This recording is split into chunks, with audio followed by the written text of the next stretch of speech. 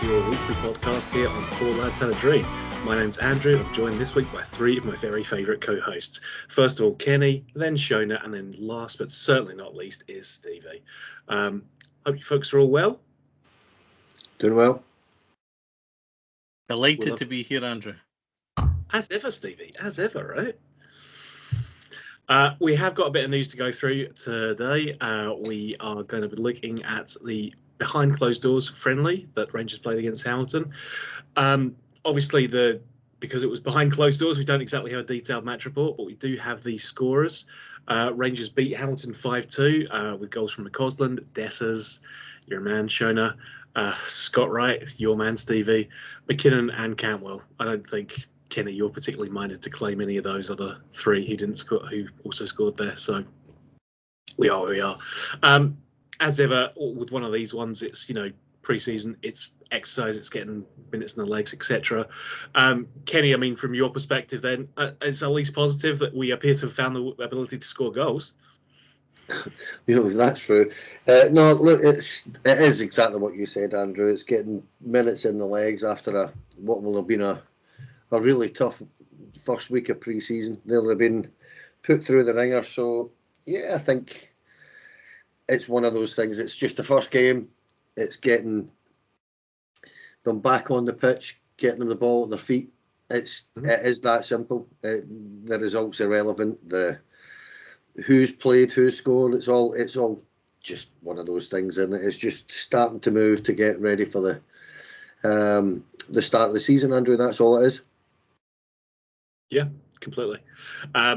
Yeah, I mean, Shona, Stevie, I don't know if you guys have anything specific you want to talk about on that, or if you want to move on to who's actually now travelled out to Holland. Yeah, the only other thing I was going to mention was probably the lineups and the substitutions that day, because I don't think many of the fans know about it. So the first lineup was Butland, Dijon Sterling, Leon Balogun, Enciala, Radvan Yilmaz, Raskin, Diomande, Cantwell, Wright, Oscar Cortez and Cyril Dessers. And then on the bench we had Cole McKinnon, John Suter, Ben Davis, Leon King, Kieran Dowell, Tom Lawrence, Finlay Curtis, who I don't really know much about, Ross McCausland, Yefty, Barron, Munn, Matondo, Golson and Robbie Fraser. So I think, like Kenny said, it was just probably obviously getting minutes in the legs and obviously scoring a few goals, which is obviously nice to see, because I don't think we see that very often, especially not in pre-season. But I think now we've moved on to pre-season training, it will be a case of now we want to see things like formation, kind of style of play, how we're going to set up tactically. So maybe something to do with set pieces. So look, we'll want to see the game on, I think it's Saturday, isn't it? So yeah, we can go on to the pre-season games, but I think it's Ajax on Saturday, I think. So I think we'll probably see a wee bit more of what's to come of this Rangers team getting into next season. Yeah, we obviously know we've got that pre-season game coming up. In terms of who's travelled out there, Stevie, it looks like pretty much the whole team has gone. I believe it's only Lammers who hasn't travelled. I think the understanding he's probably closer to the exit door than most. But despite the rumours that we've had around a number of our players, they have all travelled still. So I think it's maybe just being cautious and making sure we've got all our options available for us.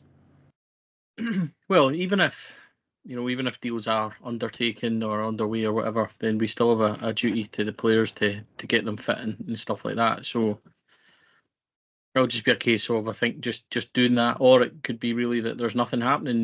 There was rumours last week that Dessers wasn't travelling because there was a couple of bids and he turned up, popped up, scored Saturday and then made the play on Sunday. So yeah, I mean, I wouldn't read too much into the Hamilton friendly, otherwise it's just game time, isn't it? It doesn't seem to be that there was much, kind of coverage of it, obviously being behind closed doors. And then the B played on Saturday against Queen's Park, if I remember rightly, and won 2-1 as well, with Alex Lowry scoring in that one as well. So, I mean, it's just one of those ones, I think. So, just there isn't much coverage, is there? But, it's positive. What do we say about it? It's game time, it's minutes, it's confidence for some players, it's first chance to be in a Rangers trip for the others. So, I mean, it's fine. So, it's just one of those ones. Apart, with Sam Lammers, I think it's well documented, Andrew, isn't it, that Sam has been training with the B team all week, and Rangers aren't going to be difficult to deal with there. So it's just a matter of those bids actually materialising. But I think that's the case with many in the first team. I still think there's big business to be done. 6 in, 6 out would not surprise me in the slightest. So there's still work to be done, and Sam Lammers, I think, kind of falls into that bracket, Andrew. So I wouldn't expect to see him at Rangers for much longer, hopefully, because it's better for him and for us if we try and get some money in and he goes to somewhere where he can get regular game time, because it certainly won't be us. Yeah, no, I completely agree, mate. I think, we can set aside a lot of the preseason stuff for now until we actually see the team playing, or at least a version of this team playing this coming weekend. Then, it's all, even for us, wild speculation. So, we'll sort of park that for now. In terms of wild speculation, then, obviously there's been a big topic of discussion floating around since we got the news a few weeks ago that Ibrox was not going to be ready for the start of the season. Rangers did release a statement, I think, when the story really started floating around. That was good to see that. But then since then, we've just had radio silence. There's been no real communication. All we've got is leaks and inference, and it's the nature of the beast. And, we are guilty of it to a degree ourselves, in that if we don't hear anything from the club, all we can do is speculate. That remains the situation. We don't know exactly what's happening in terms of timelines for the stadium to be completed, and we do not know still where Rangers are going to be playing their home games this coming season. So, Stevie, I'll stick with you initially, but everyone else feel free to dive in as you want. It's communication. It's something that we've gone after this board before in the past. It just doesn't feel good enough at this point. I think that the biggest problem and the biggest complaint amongst the support is that the communication over this whole situation hasn't been good enough. And I completely understand that there's a happy medium to be found, and the board are trying to find a solution, which I completely understand. But in those moments, you do need to fill a vacuum, Andrew, because if you don't, then the narrative can get very quickly shifted to, this stadium isn't going to be ready until November, December, January. We're already hearing it on social media, and it's really difficult to kind of deal with as a supporter of the club. And I just think that John Bennett needs to come out and address the supporters directly. I'm not really here, and I'm not really interested in who's to blame for this, because I think it's gone beyond that. I would rather just see some direction from the club, even if they're saying, look, this is what we're trying to do, and this is what we're close to doing. If you can bear with us, and we'll hope to update you soon. Talks regarding October, November, December, we still want it to be August, blah, blah, blah. Just give us some sort of reassurance, give us some sort of guidance. And I think that would be a lot more helpful than allowing people just to write whatever they want, and then it fills that space, because nobody from Rangers is coming out and tackling it. And I get the fact that maybe they don't want to say it's definitely not going to be October, it's definitely not going to be November. I get that completely, I understand it. But, this whole thing, Andrew, now is just turned into a complete mess. And the longer it goes on, the more frustrated people are getting. I used the word agitated earlier on, and that's how I'm feeling about it. It's just, we've heard about this for too long now. And I understand things happen. I understand, whatever went wrong, suppliers, building bits, whatever. As I said, I'm not really here to blame people, but I would just like to see some proper leadership and direction from the club, and I think that's what's missing. I think that's the problem, Stevie. You're not getting that direction. You're not getting leadership at this minute in time on this subject in particular. You're just, there was a piece, I'm not going to mention it too much, but there was a piece in the newspaper today. Most folk watching will know exactly what it is, but I'm not giving them a mention on here. But it was a hatchet job. It was, and there was just no doubt about it. And whoever gave him that information should hang his head in shame, because it's not. That's not what I expect. Put it that way. And the situation for me, and I'm being very wary and biting my tongue, to keep myself in a level keel here. Regardless to who was this or who is that or who is the next thing in terms of responsibility. The ultimate responsibility lies with the guy that's hiring and firing. In any business, at any level, and that responsibility lies with our chairman. I just get the impression at this minute in time that there was an easy target aimed at in that article today. A very easy target because he's 4,000 miles away with no real, right to reply. And that's all very convenient. The simple fact is that we're now well into our third week without a single piece of information. Mm-hmm. What is it, 12 days away from a game at Murrayfield where effectively our pre-season kicks off. Our season will kick off, in essence, in 12 days. And nobody knows. The supporters are still sitting here giving it, where are we playing? Where am I sitting? How am I getting to travel? It's a shit show, as Shona called it a couple of weeks ago. It is an omni-shambles. Get this sorted as quickly as you can. And I'm like you, Stevie, I'm fully aware that, when things go wrong, that there is a need to, rectify that as quickly as you can. And the sheer volume of things that need fixed here, things like hospitality, where are people sitting, the travel, that's just supporters. This is what I'm saying. I mean, I know for a fact, a couple of my mates have got the hospitality. And Shona, you had shown me a message a few nights back, and oddly enough, a mate of mine said he'd got the same message, and he's got hospitality at Ibrox, and he's had one message the day after, and that's it. 32,000 quid he's paying. He said one message, and that was the day after it was the announcement, and all it was that we'll guarantee you that you get your hospitality, but we don't know where, basically. Now, come on. That is no way to treat a customer, never mind loyal supporters. They need to do something about this as quickly as possible. And I'll pass it over because I could go on forever, so I'll pass it over to someone else. I think you hit the nail on the head. That the fans just want answers, and what they just want is a wee bit of clarity. Look, I think if you just want to go back to the start here, and obviously when we got told at the very, very start that Ibrox would not be ready, we were told that Hampden Park was completely out the question. That's what the SFA came out and said. There was obviously loads of stories in the newspapers that Hampden Park would not be ready because of the Pink concert that was going to be happening. And I think then they were trying to put contingency plans in place for obviously a different venue. That venue would probably be Murrayfield. Maybe other options, but they were in there. So could I only presume that they could only wait to when the fixtures were going to get announced because of Hearts and obviously the fringe that's going to be on. Obviously, you talk about policing and everything like that, and we understand that as fans, we get that. But I think what you need to know is that after the fixtures were announced, there should have been something then said to the fans, the fixtures are then announced.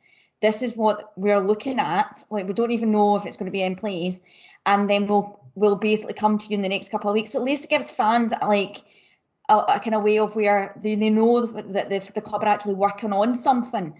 I think at the moment we don't even know what they're working on. I think this is the problem, is that people do not know if they're going to be travelling to Hampden, or they're going to be travelling to Murrayfield.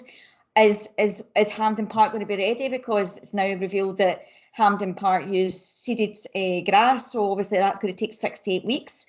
Then you're talking obviously Murrayfield and the cost it's going to cost for people to travel to Murrayfield, and then there must be something in the lines of where they obviously need to inform UEFA, the SFA about these things, and I can get that. I think fans can understand that, but just give us that clarity and tell us, look here.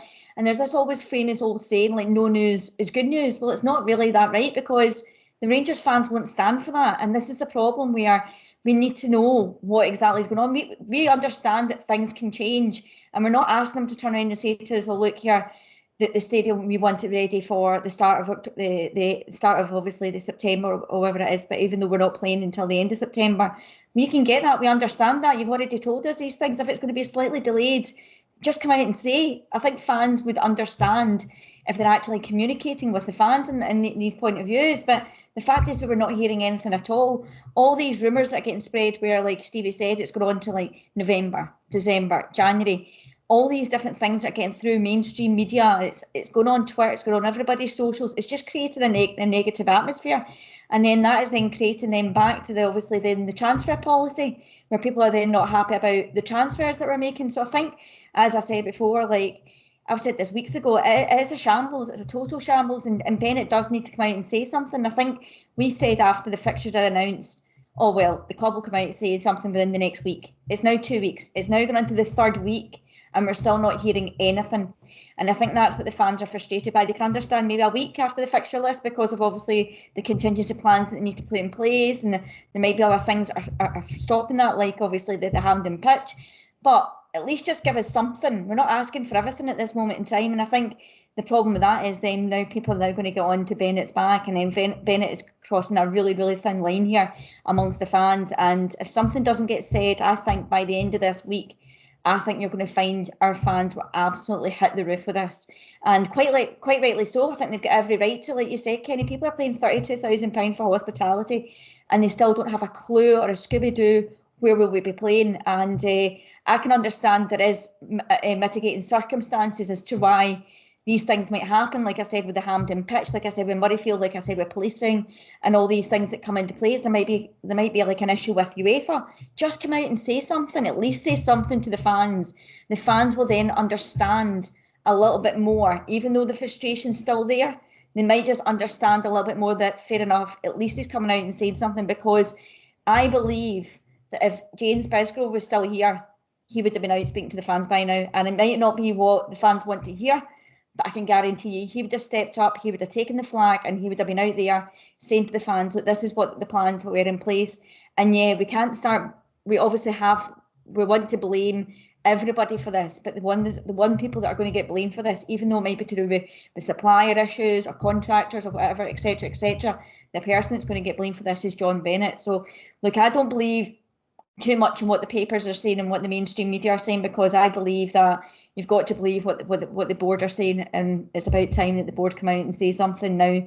And I think by the end of the week, if they don't say something, then look, I think the fans will absolutely hit the roof, and they're quite rightly to do so. So look, for me, John Bennett has to say something by the end of this week, or it's going to be catastrophic by next week coming. And do you know what? This just leads into people then moaning and groaning on Twitter to come on, anything like that, anything that's going to get clipped up now, between now and them not coming out, it's just going to go absolutely through the roof. I think even today you've seen clips of the stuff in pre-season training, and every single comment, it's like, how can you make us watch this when we don't even know where we'll be sitting next season? How can you do this because of the stadium? The stadium's an absolute shambles. Why are we not hearing from John Bennett, etc., etc.? So until we hear from John Bennett, this saga is going to continue, and it's an absolute shambles.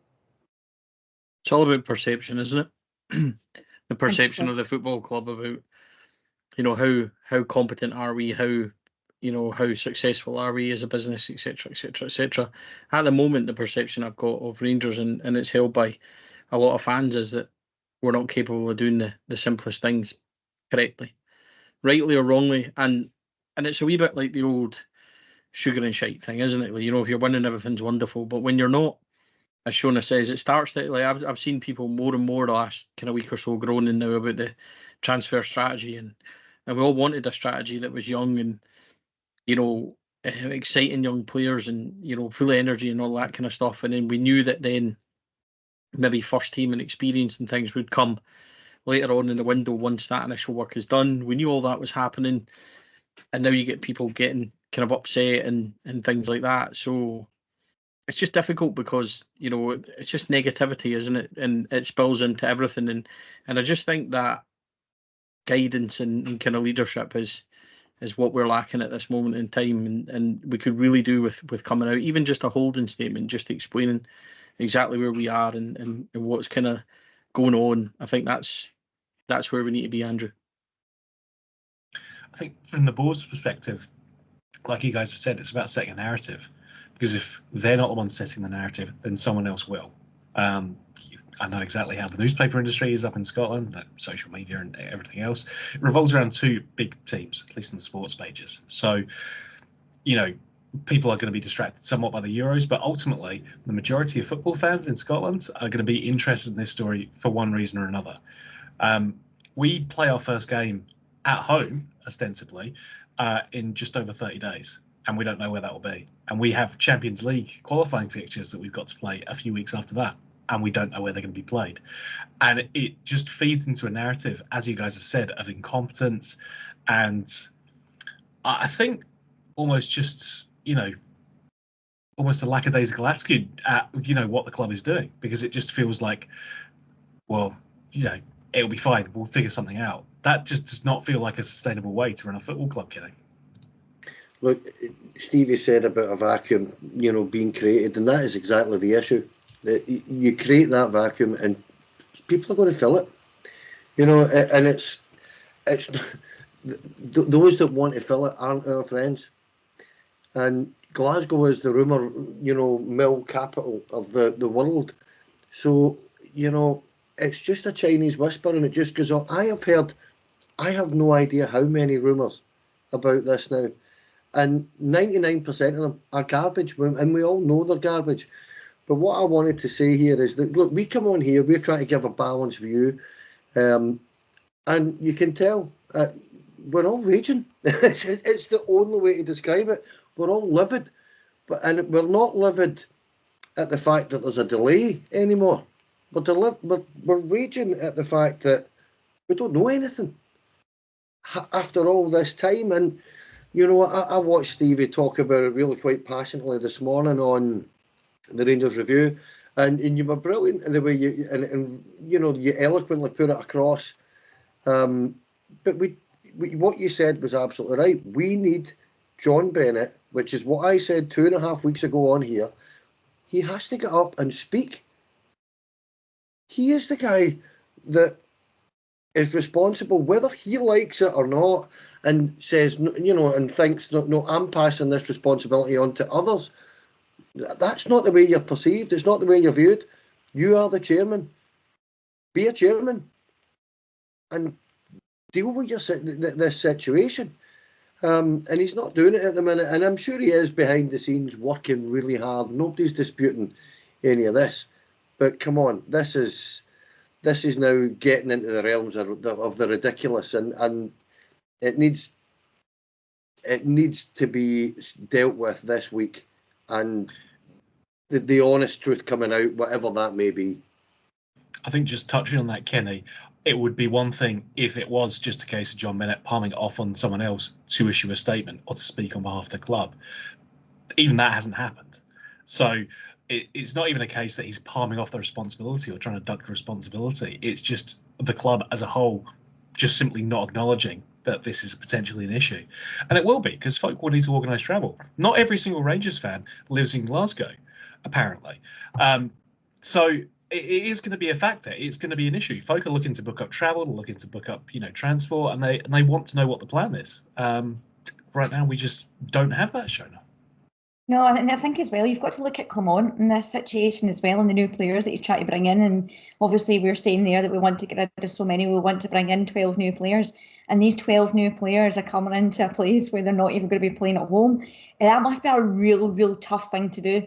I think the first thing you want with all these new players, especially when a lot of them are going to be young, is you want them to bed in at home first. And you really do. You want to create that atmosphere. You want to show them what an Ibrox atmosphere is really like, what it's like to be there in amongst the fans, and obviously just show that loyalty. Do you know that way? Like, for instance, the fans show loyalty, just show that little bit of loyalty back. I think the amount of money that these fans spend, even on shirt sales and everything else, you're just asking for a little bit more. And as I said, I think when we had Bisgrove was very good at communicating. Yes, it could be better, but I think he was very good at communicating. And I think what has happened is the standards have slipped, and it's slipped right at the wrong time. And these things need to change, because if that narrative slots into that kind of narrative, then that's just going to be a continued build through from when it comes to what happens in the future. Now, we're talking about that we want to expand the stadium, and oh my God, Jesus Christ, we have to learn from this, because I'm telling you now, I do not want to get to that position where we'll be talking about this all over again. So yeah, I think it's just a case of like, you need to create that harmony, and I think a lot of these young guys that are coming in, I don't know what they must be looking at, but even guys that maybe we want to sign as well, do you know that? I don't know what the guys think there, but it must be really tough for these young folk to come in, and they won't be even playing in their own state, in their own home ground. But we'll wait and see what happens. But I think it's really tough for Clermont and the players as well as this. So I think even though the fans are frustrated, and I get that, and rightly so, and I think we obviously should hear what is Clermont and the players thinking about this really. My concern isn't so much with players coming in. I think Rangers itself, and if they want to be part of the project, I think they're going to do that anyway. My concern is that we go away to Tynecastle and away to Celtic Park in the first 4 games, as well as tricky games, Motherwell and Ross County, who beat us both last season. There'll be no fear factor there if they're not playing at Ibrox as well. And all of a sudden, in Champions League qualifiers as well, all of a sudden the pressure on this club and on the board and on the manager and stuff like that could become drastic. So that's my real concern, and that's my real worry. Is not, as I said, not so much the whole kind of player signing sort of thing. It's what an early knock in the August could do for the mood of the fans and where it goes from there. Because Clermont, I'm not going to say he's not a massive favourite, but I think there was a few kind of dissenting voices at the end of last season to do with how we finished, which I personally don't think is overly fair, considering what he was trying to deal with. But those voices will only get louder if results don't happen on the pitch, and we've got to try and help him and give him the best hand. And can we honestly sit here as a club and say that we're doing that? I'm not sure. August is always going to be mentally tough. It's just going to get even worse now. And my biggest fear is that if it doesn't start well, then the fans on social media and everything, that negativity will just go and run wild. So there's a lot more at stake than... I'm not saying that John Bennett coming out and speaking will sort absolutely everything, but leadership is required in these times, just to at least steer the ship a wee bit and get us through this point. So yeah, I mean, I don't see it coming anytime soon. I've got to be honest. I don't see it coming anytime soon. But I think the football club need to be aware of the narrative that's been set and the want amongst the support, certainly, to hear from the chairman. What you're saying about leadership is exactly what I was going to say there. Look, this pre-season is turning into one of those kind of situations where there's just so much negativity, and it shouldn't be like this. We've got 6 signings in already. 4 of them are really, 4 or 5 of them are really young kids. They should be buzzing, they should be excited.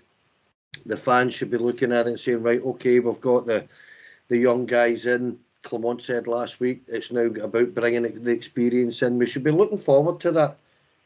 And this is my point about what has happened with the stadium. Shona pointed to that. It's now bleeding in to other aspects of the football club, and that is down to that lack of leadership. And we've said this. We don't want to sit and blame the board, but I'm actually at that point. I do blame that board for this, because it is just coming down to nothing but a lack of, I keep saying leadership, and it's not necessarily the word I'm looking for. It's just a lack of doing the right thing at times, that's kind of really getting to me. And as I say, you're listening to this, I'm listening to you guys, and we're all really passionate and really kind of at our wits' end with it already.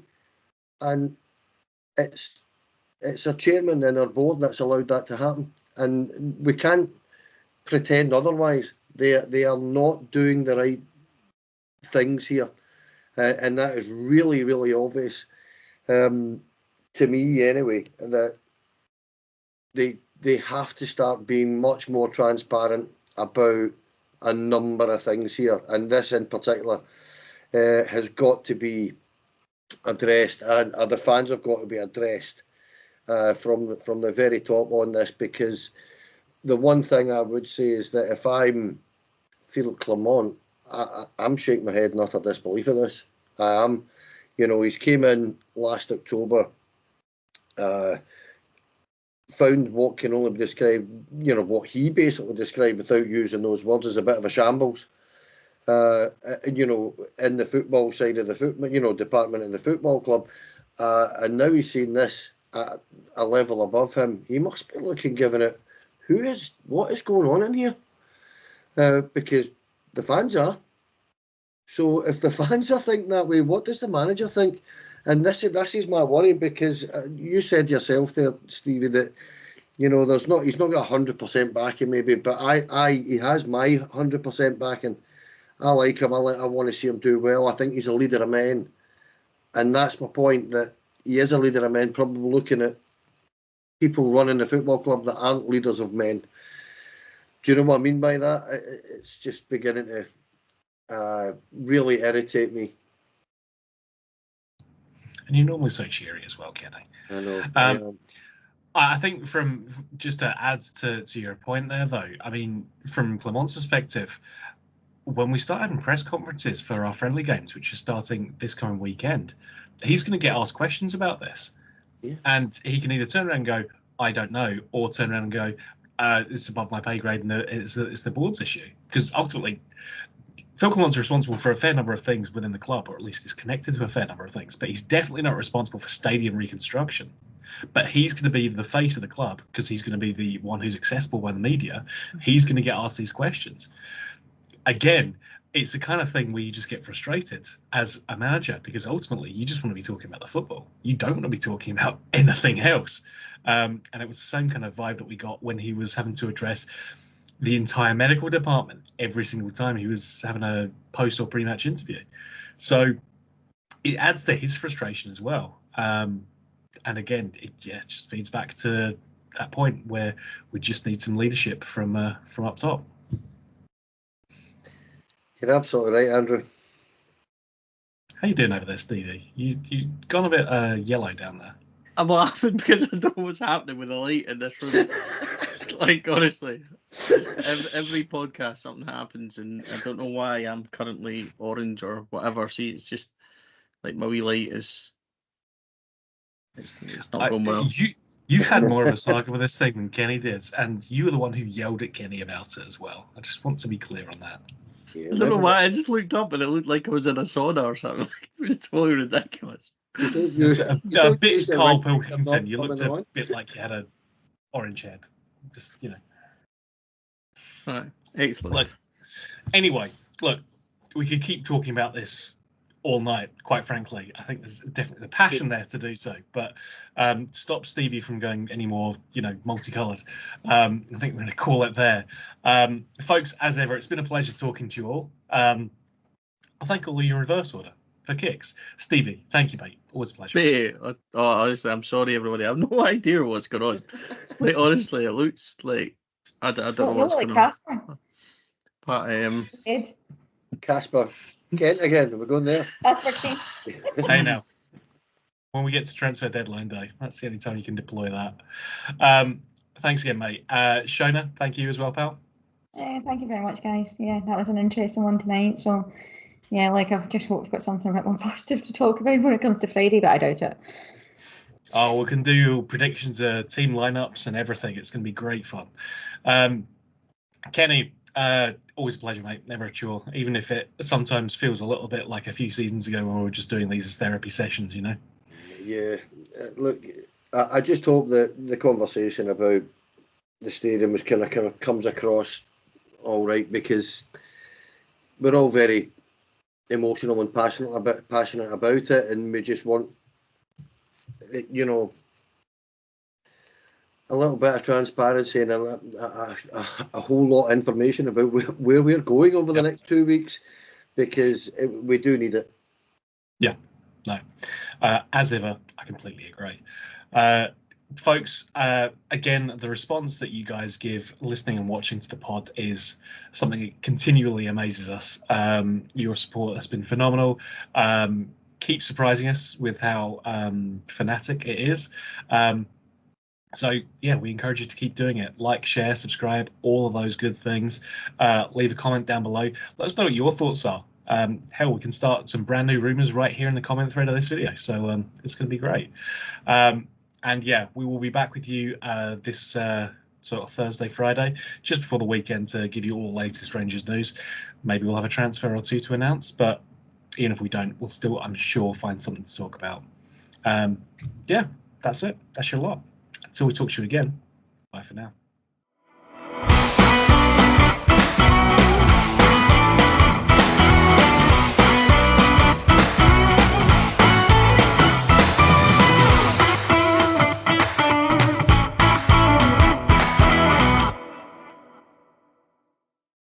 Four Lads podcast is sponsored by Rhino Express, Clyde Joinery, Athol Industrial Solutions Limited, and CSD Air Conditioning, along with Art of Gold. Thank you for listening or watching the podcast. We hope you enjoyed the show.